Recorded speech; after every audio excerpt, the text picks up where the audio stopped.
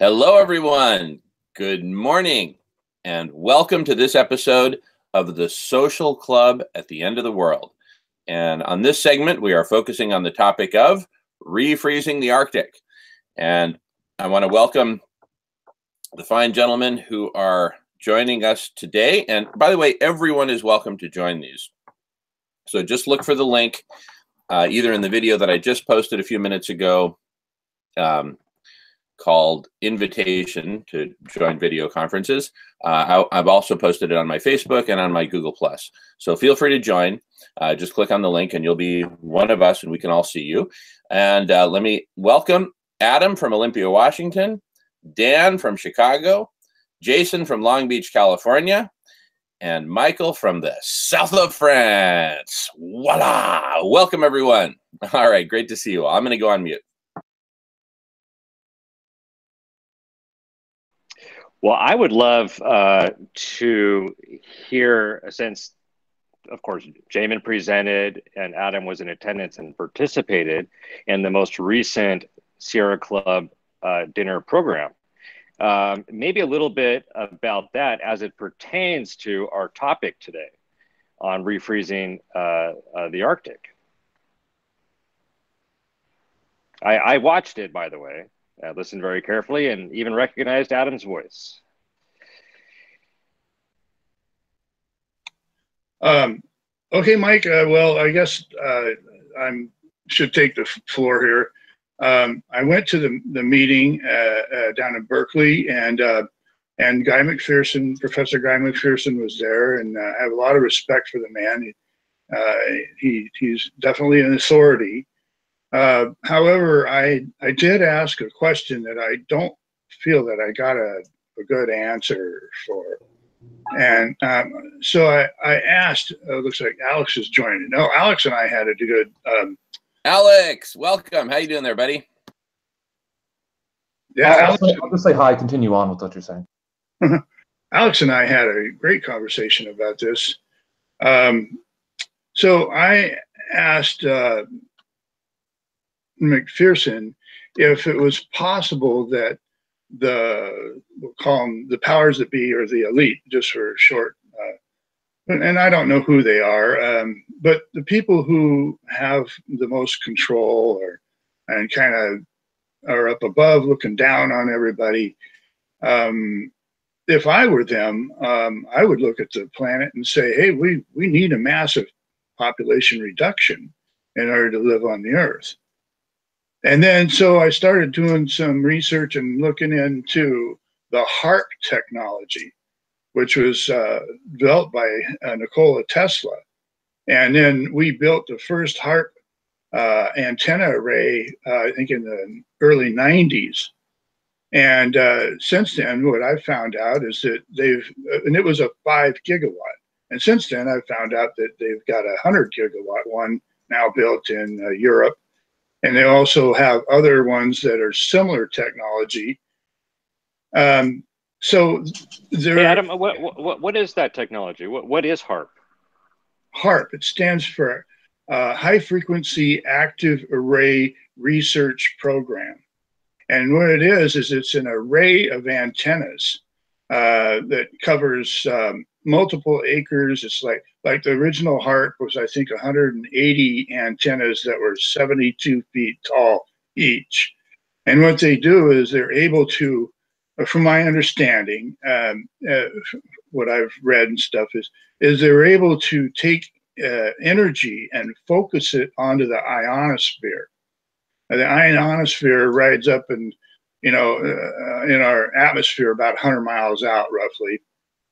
And it's full of ions. So it can be activated by energy.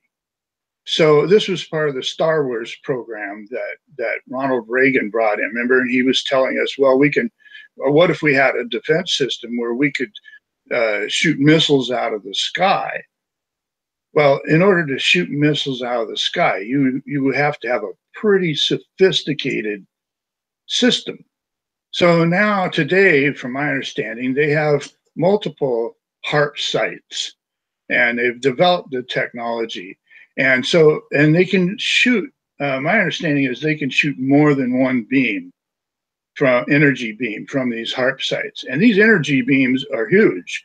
They focus like 3 million watts or something like that on a very small area of the ionosphere, like an area about, you know, I guess they can pick different sizes.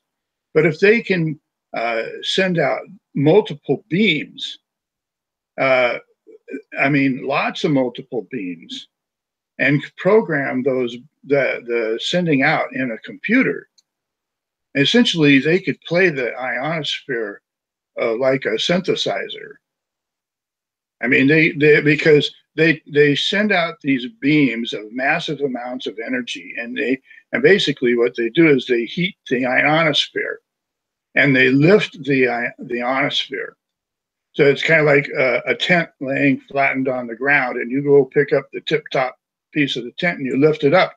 Well, all that area underneath will create a suction where the rest of the atmosphere will flow into rapidly. And this is the basic concept of heating of the ionosphere. It creates a weather change. And the actual one of the main purposes of HAARP is to control the weather. So if they have the ability to use computers and shoot down or make a shield that can pick missiles out of the sky, I mean, I just think it makes sense that they might be planning to use HAARP to restore the Arctic ice, because all they have to do is push buttons, and and it can happen. And there's clues. If there's clues that says that tells me that that's what they're up to. I mean, one clue is that nothing's being done.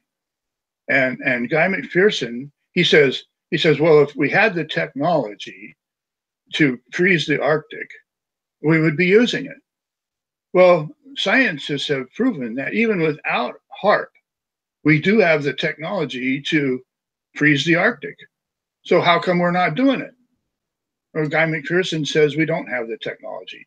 Well, that doesn't seem to be true. I'm not sure why he would say that, but there are clues. Like one of the clues is that the reason the Arctic is melting so much is because there's a dark carbon.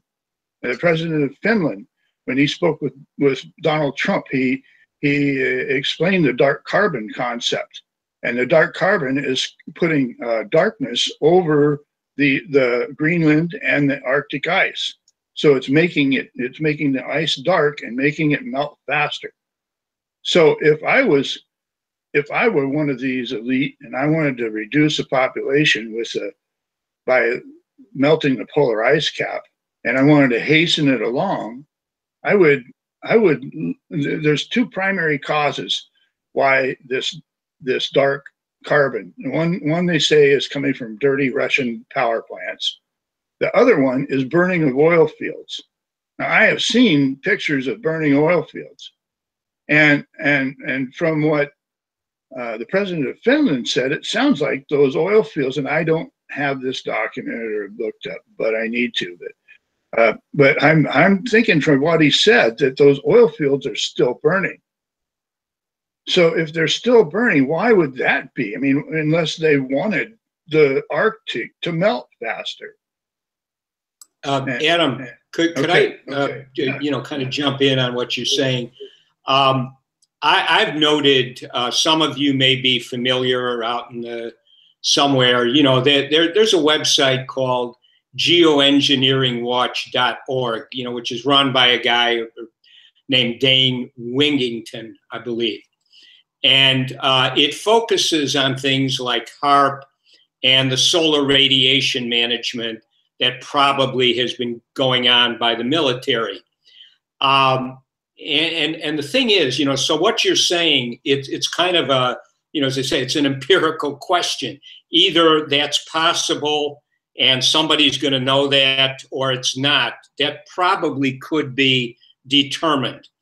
But I just got to say this about, you know, the elites, and I know there are other theories. You know, this one guy, Joe Newbarth, you know, who's always on Facebook posting on climate issues. You know, he claims that, you know, they're going to let the planet, the exponential climate change, reduce the populations, you know, by 7 billion, and then they're going to set off nuclear bombs to produce a nuclear winter.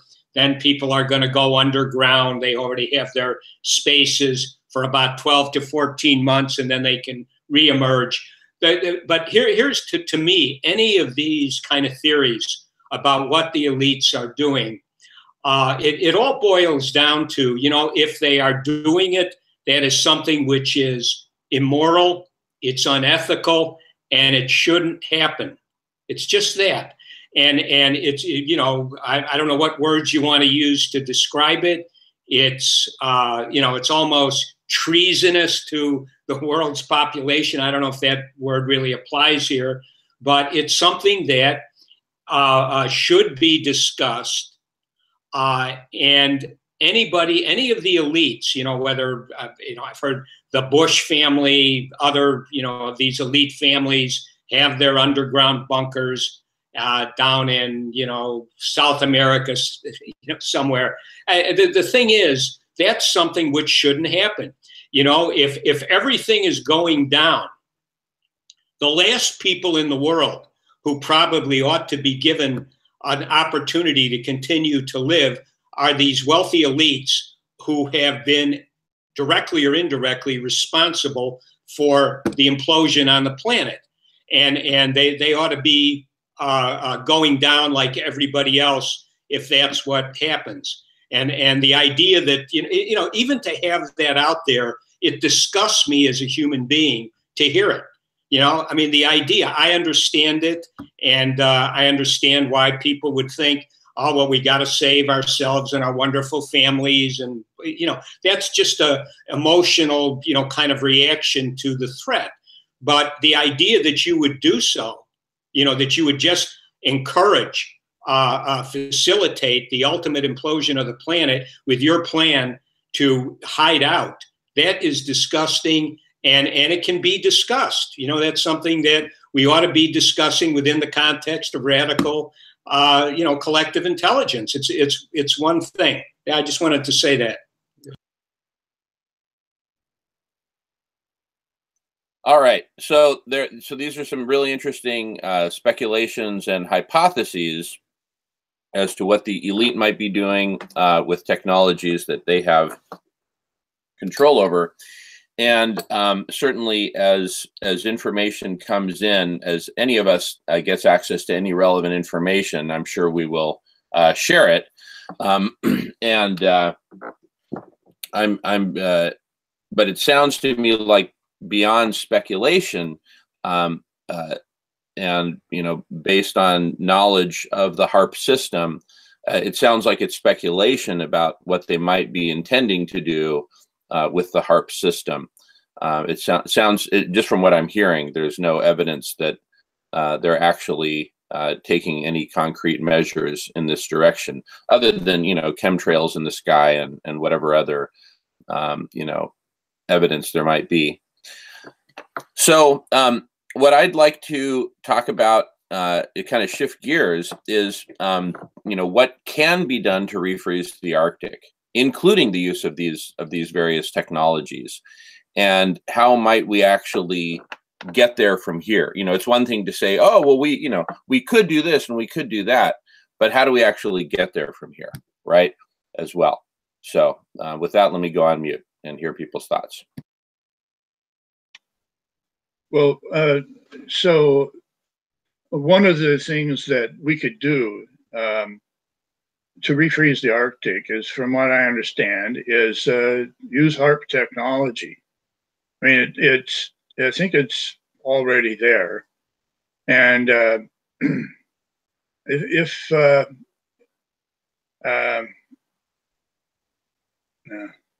people are planning to do this, I think, you know, I mean, they might be like, see that there's no other choice. They might, I mean, mankind is so divided.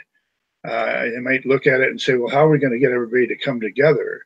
And it's just an impossibility. And the reality is that we need a huge population reduction. So I'm not trying to blame them.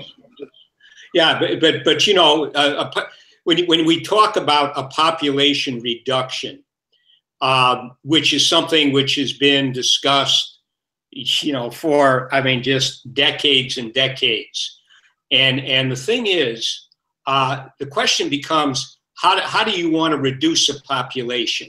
How could that be done? There's probably very relatively humane ways to do that through birth control and willingness to not have children. And that can probably be accomplished in a reasonable amount of time. But there are very strong forces which are always arrayed against any discussion of birth control. They happen to be religious fundamentalist powers, which are very strong. And so to some degree, the idea that, you would use nuclear bombs, or you're going to use something to accelerate the changes that are already occurring, or, been doing that. Again, it's just plain immoral, and it shouldn't be done. And it's something which can be discussed out in the public. But, I'm just going back to something I bring up, it seems like, most weeks. People do not know what's happening, whether it's just simply exponential climate change, which Guy McPherson has talked about for a long, long time, with presentations that are excellent. And, those presentations that Guy McPherson has given over the years, I don't know how anybody couldn't listen to that and have the alarms go off. But nonetheless, even though Guy McPherson has been doing it, and others have been speaking about it in a kind of a relatively forceful way recently, like Peter Wadhams, Jennifer Francis, etc., what we still have is we have an ignorance out in the population. Where it's not being talked about, it's almost like it isn't even happening. And I think one of in order to refreeze the Arctic, I think, according to James Hansen, maybe it was somebody else, but it's going to be that's necessary, combined with, because we have so much such a quantity of greenhouse gases already up in the atmosphere. If you look at the graph, the greenhouse gases is like exponential to the max, and the temperature hasn't caught up with it yet because it's happened in such a brief period of time. And that means that there has to be a drawdown of greenhouse gases in addition to a refreeze of the Arctic.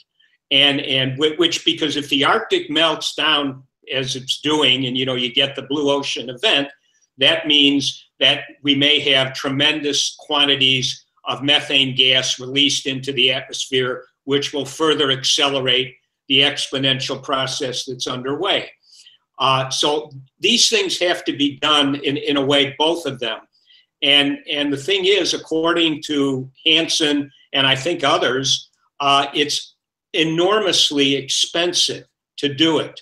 And I heard Peter Wadhams say a couple of times that, you have to shift the money out of the military budgets in the world and perhaps mobilize the military personnel to start working to, do something about the planetary implosion instead of just adding to it constantly.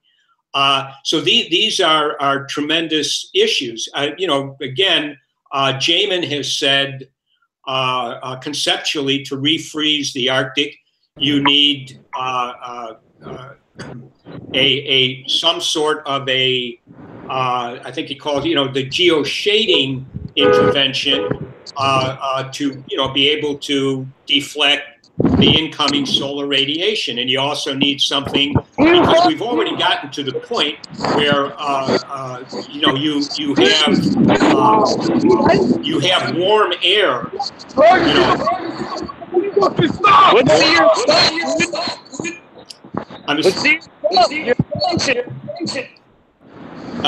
okay.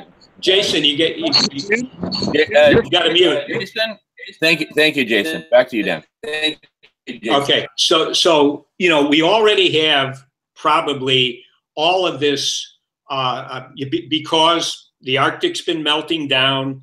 The temperature differential between the Arctic and the mid latitudes, for example, that differential is decreased. And that has caused the jet stream, the polar jet stream, to slow down and meander, you know, making, you know, these loops. That allows warm air to be constantly shoved up into the Arctic, and relatively cold air from the Arctic to be shoved down on us in Chicago and the eastern United States and other places. So we already have that dynamic going on. So the Arctic being, you know, preventing the Arctic from going, you know, totally blue ocean is really such an important thing, and it may happen this summer. And then that may lead to tremendous releases of methane into the atmosphere, which again will increase everything. But we need a huge amount of money to mobilize what needs to be done. But without people even being aware that their imminent demise is in the cards, it's very, how do you get that done? And I see that as a, you know, huge problem. I'm going to go ahead and mute out. No, it is a. Oh, go ahead, Alex. Go ahead. Jamin, you can go. You can go. You're the leader. All right. Well, actually, Alex, you're in Texas. For me, part of the answer actually lies in Texas, a big part of it, and I'll tell you exactly what I mean by that. You know, so at the Sierra Club dinner, there was maybe a little over half the attendance that there was at the dinner 5 weeks prior to that. So that was very disappointing. And you know, we're getting some engagement, but just by and large, whether attendance at the dinner or whether comments on these YouTube videos, you know, which, you know, kind of are a combination between a joke and just a lot of negativity.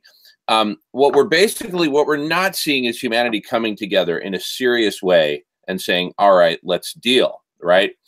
And my perspective on that is that this is not something that we're really wired to, you know, to handle. We don't know how to, you know, we as a species, we don't know how to grapple with such giant planetary issues. I mean, just look at us. We're, as a species, look at us. Not the people on this call necessarily, but as a species, we're just flailing around, you know, throwing rotten tomatoes at each other, insulting each other, and pointing the finger, and, you know, speculating about how the elite might be trying to kill us all off and then come out of their foxholes and refreeze the Arctic at that point. I mean, my point is, and I'm kind of stating the obvious here, is that it is an absolute cluster mess. So back to Texas. So how's Texas going to fix all of this? All right. Well, here, let me just kind of show an image of the basic strategy that I'm proposing.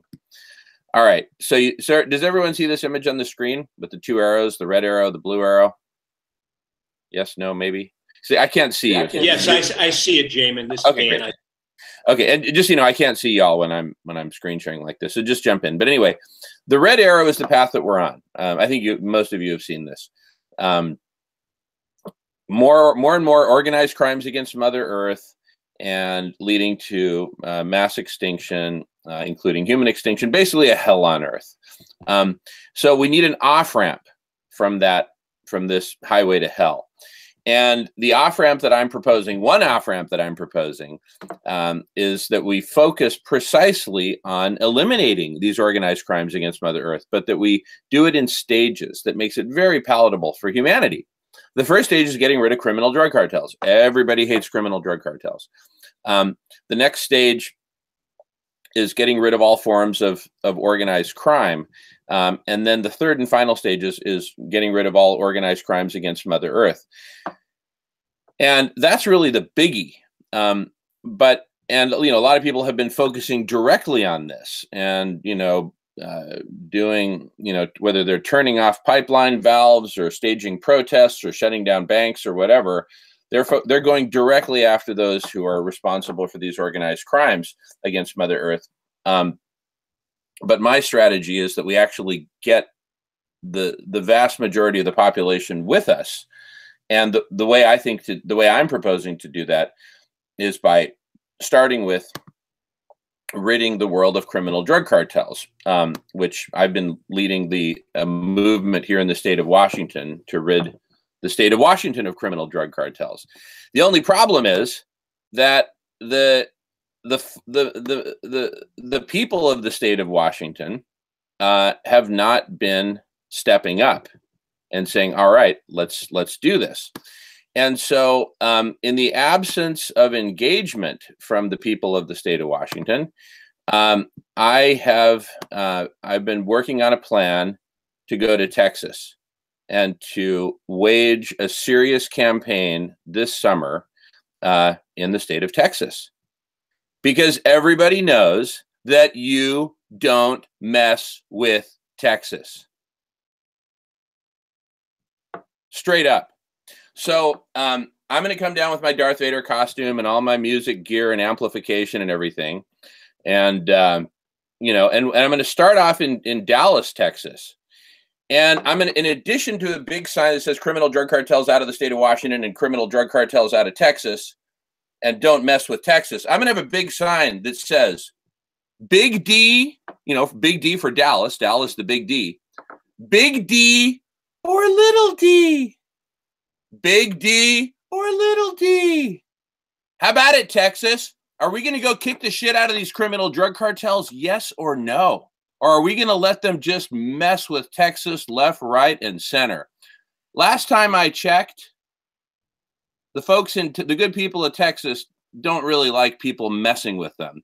And yet these criminal drug cartels have been creeping into Texas, and it's kind of like the frog in the pot of heating water, right? From one day to the next, nothing really changes. And so nobody knows that there's a call to arms. Well, I'm going to hold up a big mirror in front of Texas and say, look, here's what these criminal drug cartels are doing to us. Are we going to just sit back and let them, you know, kill us and rape our women and, you know, steal our women and fill us full of, you know, drugs that are killing us and arms and human trafficking and all that? I'm just going to hold up the big mirror. We're going to do rallies in Texas. I'm going to do a press release and press conferences. And so I'm going to round up the troops in Texas, and we're going to get a whole army of us, and we're going to go to El Paso. And we're going to go to the border crossing with Ciudad Juarez, which is where all the drugs and drug cartels are pouring in. I'm not kidding. And we're going to do a major international incident on the U.S.-Mexican border at El Paso. The buck stops here. Now, with that, what's going to happen is the media coverage will be automatic. You know, just like you don't mess with Texas, you don't mess with the Texas media. They will cover. If there's a gunfight, it's Alamo 2. This is the Alamo Part 2, right? How about it, Texas? And if the men of Texas don't come pouring into the streets and joining the war that we're starting with the drug cartels, I'm going to start making statements like, you know, maybe I've got it all wrong, but I thought the men in Texas cleaned their guns on Saturdays and got ready for stuff like this. But apparently the men of Texas are out to lunch, or maybe they're all in San Francisco, you know, taking finger painting classes and exploring their softer, more effeminate side. How about it, Texas? Hey, Jamie.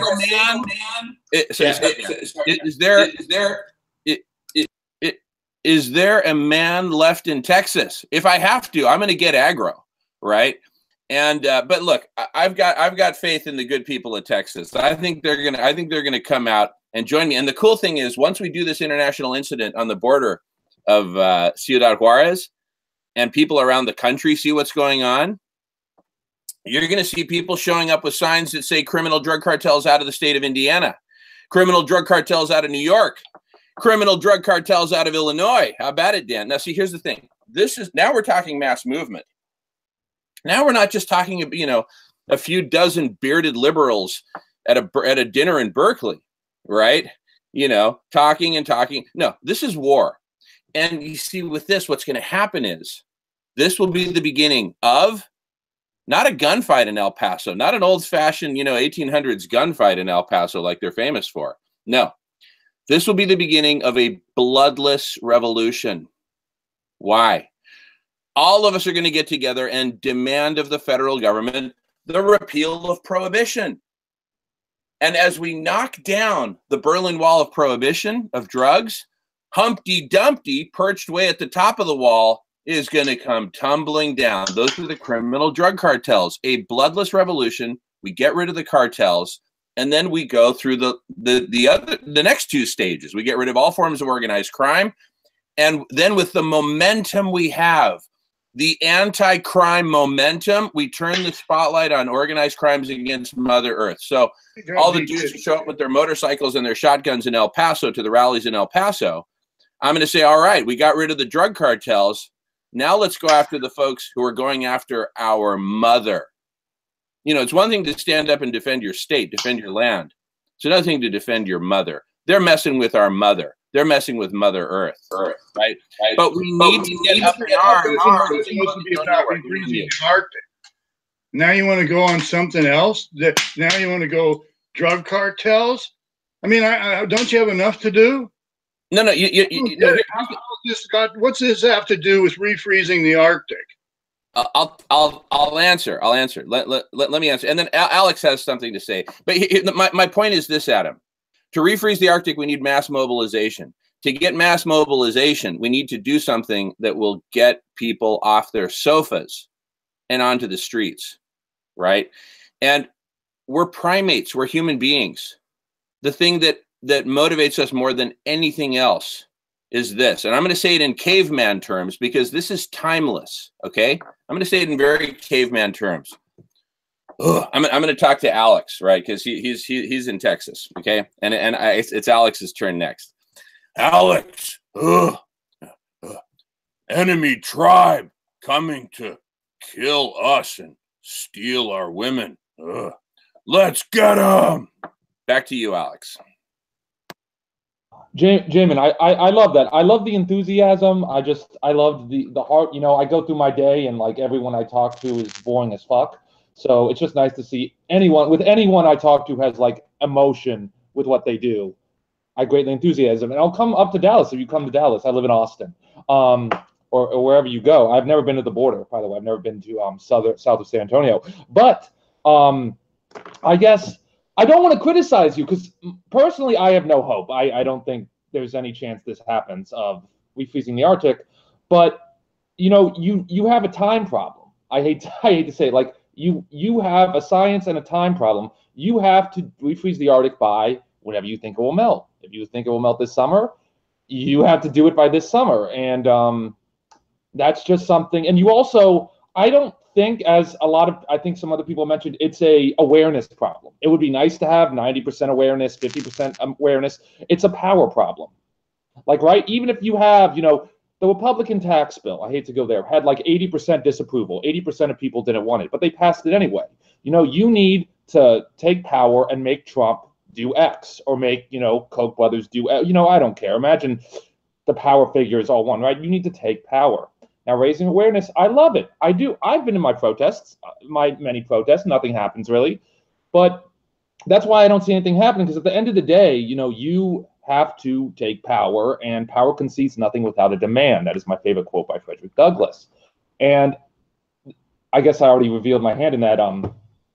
I don't see anything good happening, but I love it. I love the enthusiasm, Jamin. And if you turn on the climate change, that would be the biggest. That would amaze me, and I'll help. That's it. Yeah. If so, couple of thoughts about all of this. Yes, there is a time compression issue. Jamin, you've brought this up numerous times yourself. You know, we're looking at a very abbreviated period of time. And also, you know, the connection between criminal drug cartels and, you know, crimes against Mother Earth, that those connections are there. You know, I refer you to, you know, that book I recommended to you, you know, The CIA is Organized Crime, Douglas Valentine. And the thing is that, you know, the same forces that are pretty much riding high and in control also are big players in terms of the drug pushing industry. So, you know, you have the same kind of groupings of people, you know, people who are in the intelligence community, certain levels of the military, etc.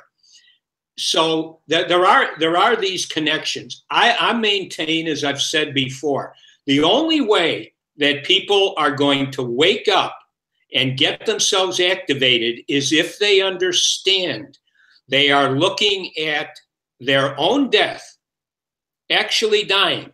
If you're in your 20s, 30s, 40s, or 50s, you're probably not really ready to go yet. And if you're older, you're going to be feeling the same way, although you become a little more mellow about it. But the reality is, and certainly people don't want to think about their children dying or their grandchildren dying. But that's what's coming if something isn't done. And so it becomes, you know, willful ignorance, for example, which is part of it. You know, it's like people want to look away. They don't want to have to look at the ugly reality. But if they actually have to consider, you know, how do I want my children to die if this happens? Let's do everything we can to prevent it so it doesn't happen. But maybe if we do nothing, we just continue to be ignorant, be led around, you know, by the nose, by the propaganda machine, then this is what's going to happen.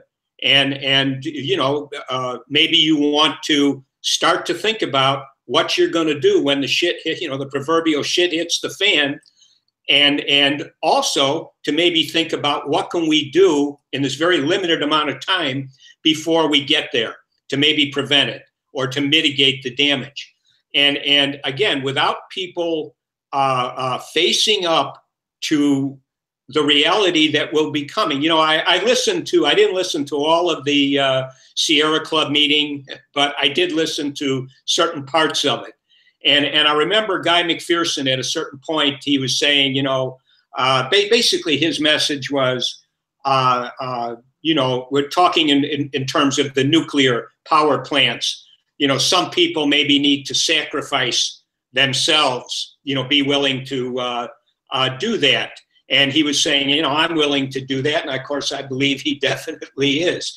But the thing is, you know, when you had Fukushima in Japan, I do believe that, you know, what they ended up doing there initially was having the engineers, the scientists who maybe were over 55 or 60 expose themselves to the danger on the logic that those individuals had already lived a life and the younger ones had not. And so therefore the altruistic thing to do is, you know, put yourself in jeopardy and you know, let the younger ones continue to live the life they haven't had. And so, you know, this type of thinking, which is very foreign to what we live day to day here in the United States and other places, you know, again, you know, kind of the rat race for most people of just getting through the day and surviving. And for other people, you know, let me see how much money I can make this way or that way. This is no longer an applicable, you know, conceptual framework or model for going forward. And I could say, you know, based on my long experience in, you know, community mental health, that people, once they have a certain mindset that, you know, is kind of imprinted there, it's very hard to get them to let it go. most people expect normalcy to continue on. And anybody who says, you know, it's not going to happen or you need to look at this, they're going to dismiss it unless there are authority figures that basically say to them, I'm sorry, but we are actually facing quite a serious threat. It means you may lose your life. Your children may lose their lives. You need to start thinking about it. And maybe there's something we could do to prevent it. And if we can't prevent it, then it's a good thing to be thinking about how you want to go down in the end. How do you want to be, etc. And I do really feel that this is necessary. People emotionally, they won't, you know, it's again, just share a brief little anecdote quickly, and then I'll shut up. You know, I used to participate very actively in what we call the mental health movement here in Chicago, which part of its mission was to keep Chicago Department of Public Health mental health centers open, not have them be privatized by, you know, the neoliberal mayor. But it's been dormant for a period of years. I got a phone call from somebody who's an activist in that area, and they asked if, you know, I would be willing to participate again. And I said, yeah, I'd be willing to do it, but I don't want to waste 1 ounce of my energy trying to argue for the establishment of mental health centers that simply pursue the biomedical pharmaceutical company model of what's going on with mental health. I don't want to be a part of that. And again, you know, I'm not sure whether the message I have regarding that is going to succeed or not. But the damage that's done to people by the pharmaceutical companies, which are, you know, again, part of the corporate interests, it's very severe. But people won't let their sense of how they understand mental health or how they understand the world, they don't let it go easy. They have to be really hit metaphorically upside the head and be made to understand that you're in jeopardy. You need to start thinking about it. Don't be a coward in this regard. I'm going to go ahead and mute out. Thank you, Dan. I want to make a quick comment on that. You're basically making my point, which is that people need to be smacked upside the head in order to wake up. The 5 folks you see on this video conference right now, we are an anomaly. We are different. Why are we different? What made us different? What are all the characteristics? I don't know. I'm not a psychologist. I just know that we're a very... Oh, Zen... I'll give you the mic in a second, Alex. Very I was just gonna say we read. That's why we're fucking different. No one else fucking reads. Yeah, that's a really good point. And so basically, I'm going to go to Texas and I'm going to round up all the non-readers, people who don't know how to read, but they do understand. Look, last time I checked, the cavemen didn't have to know how to read in order to understand, enemy tribe coming to kill us and steal our women. You only need a few dozen neurons to figure that out, right? So the criminal drug cartels, where I'm coming from, they are the smack upside the head. Why? Because they get us focused on eliminating crime, and we can stoke a very positive, virtuous cycle, okay, of getting rid of organized crime, healing, uniting the country, uniting humanity. Everyone's going to jump on board once they see that we've got the upper hand and that we can get rid of the criminal drug cartels. They will all get on board. I might have to take a bullet or two before that happens. So fucking be it. We are going down, and we're going down fast and hard. And if somebody doesn't step up and do something about this and actually begin to turn the tide, you know, I might as well just start dropping acid and enjoying the final weeks, months, whatever time we have. So rather than go down slowly over the period of 12 months or 24 months, I'd rather go down quickly, fighting and making a difference. And I really think we can do it. So anyway. Jamin, by the way, point out that the criminal drug cartels, the individuals who do the work, you know, basically transport the drugs, sell the drugs, etc. They also are people who have families, and a lot of them do have children. And they don't understand themselves what is coming, highly probable coming. They don't know. And they're entitled to know just like anybody else. that's all right, David. True. I'm not going to contest that assertion. They don't know jack shit except M16s, kilos of coke, and scantily clad women. They don't understand anything else. They're just, and they certainly don't read. So anyway, I'm just using them as a convenient scapegoat to unite humanity in the cause of saving life on Earth. It's that simple.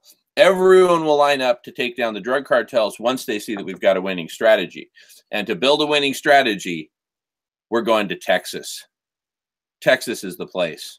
There's so much pride in Texas. There's so much legacy. You know, the Alamo, don't mess with Texas. It's just part of the culture. It's who Texans are. And so by holding up a giant mirror and saying, look, you guys are letting the criminal drug cartels flow in, let's do something about it. So the press release is going to say the state of Washington and the state of Texas join forces in driving the criminal drug cartels to extinction. So, you know, if it bleeds, it leads. And this story bleeds. The Arctic ice story, abrupt climate change, none of that bleeds. Nobody gets it. They don't read. It's just way beyond the common person. I don't care how many hurricanes, you know, hit the Southeast or the Caribbean or Ireland or wherever, right? People don't connect the dots. They're too damn stupid. Yeah, Jamin, you know, just again, to go back in history, you know, during the Vietnam War, there was a very, very effective, powerful anti-war movement.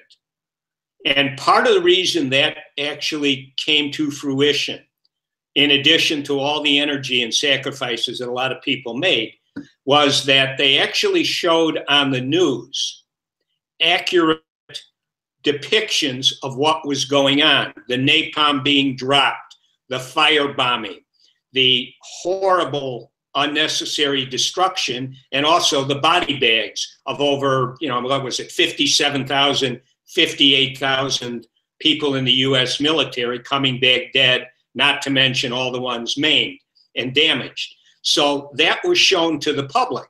They knew what was happening. Yeah, we see it. It's no good. We shouldn't be doing it. Let's, you know, demonstrate. Let's act in ways which tell the power structure, you got to bring it to a halt. It's the same kind of a situation, even though it's a different circumstance, much more serious in so many ways. If people don't understand what's going on, how hard is it to really understand we've got this problem and it's going to result in the death of you and your wonderful families, etc., unless something is done. One of the things that probably has to be done is move resources out of the military budgets into getting done what needs to be done, and utilizing military personnel to help carry it out. And it also unites the world in a way. I mean, you know, again, it's kind of like that, you know, the aliens invading Earth, and everybody's aware of it, so we all got to come together. We can't have tribal differences between the Chinese and the West, et cetera, et cetera. Let's all be one big united group, and let's deal with this problem while we can. Population can probably be reduced in a relatively humane way, because common sense says if we keep having exponential population growth, you know, we're going to continue to pour more greenhouse gases in there. All right, Jamin, let me see. Let me mute out and let you. I'd like to say something if I could. We had a meeting, and you know, it was a pretty important meeting in Berkeley, and we're not even talking about it. It has a lot to do with refreezing of the Arctic, and I have a lot of questions about it. And I wonder, you know, I have questions about Guy McPherson and what he's saying, because he seems to contradict what he's saying quite a bit.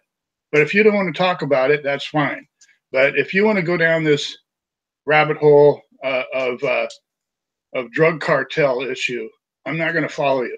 I'm not going to follow you on that path. I'm just being honest with you. I think that's I don't think that's the right way to go. That's all I wanted to say. Thanks. Fair enough, Adam.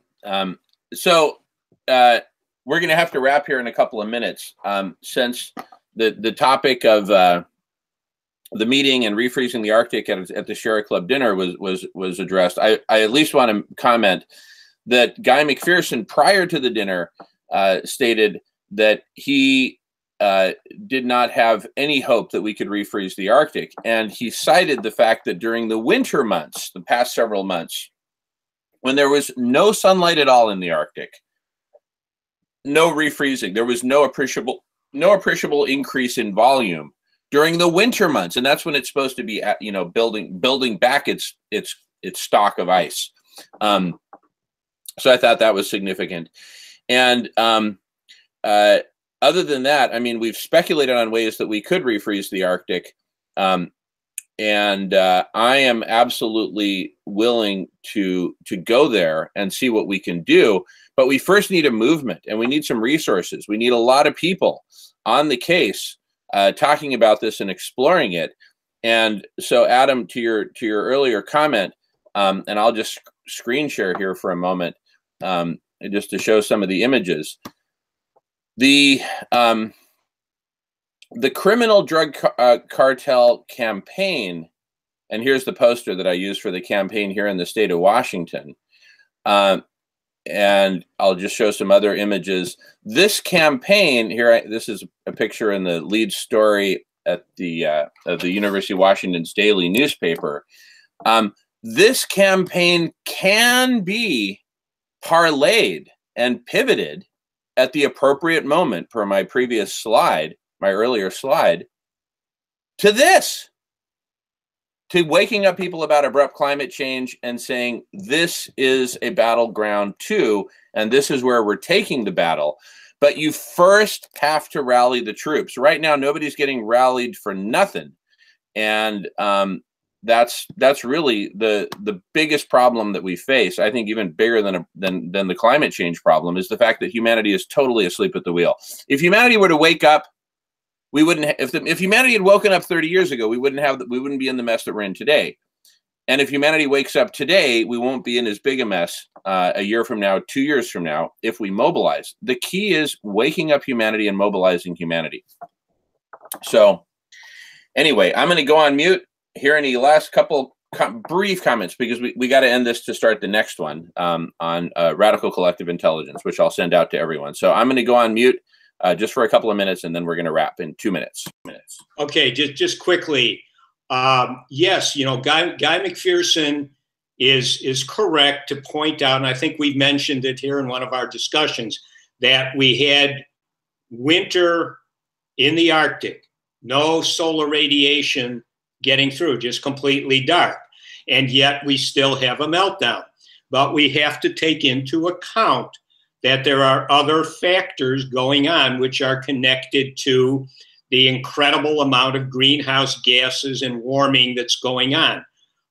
For example, again, the jet stream has slowed down and buckled. That allows a lot of warm air to go up to the Arctic, which has nothing to do with, the solar radiation directly on it. So that is a problem which is connected to the greenhouse gases and the necessity for drawdown. We also have problems with ocean currents, which you have mentioned, Jamin, that warming waters that are also going up there. The climate has been altered in a very significant way. It's underway. And as Guy McPherson likes to point out, it is still in the beginning stages, but we're talking about an exponential function. That means the beginning stages are going to worsen very, very quickly. So we do have that time factor. And again, I just, what I said about the Vietnam War, that was something that was stopped because of lots of demonstrations, lots of people understanding actually what was going on. And once people understand what's going on, they then will become mobilized. Nobody wants to think about putting their children down in a humane way or having them die in ways which aren't very humane. So people need to understand that there is a really good probability that that's what's going to happen, whether it's within a Guy McPherson time frame or maybe a little bit longer. That would be great if it would be, you'd have time to get things going. But as Guy McPherson, you know, the precautionary principle states that really in this situation, you assume you only have the short-term time frame, and it's necessary to mobilize very, very quickly and connect a lot of dots. That's it. Okay, thank you. All right. Any other last comments? We really got to keep it short, you guys, because we got to end this. And I just want to, if anyone else has anything to say briefly, please say it now. Well, I guess I'll just say goodbye then, since you want to briefly end it. But join us on the next one, Jason. And you can see someone rear-ended me while I was on the call. I had to drop off. Oh man, yeah. Sorry about that. All right. Rear-ended in the end of the world. Well, the whole planet is getting rear-ended, and I say let's do something about it. All right. So speaking of that, I was really upset, and I told him it doesn't matter. The world's gonna end anyways. That's a really good point. Okay, so I'll see you on the next one. In a couple of minutes, I'll send out the link to the next one. We'll see you there. All right. Thanks, everybody. See you on the next one.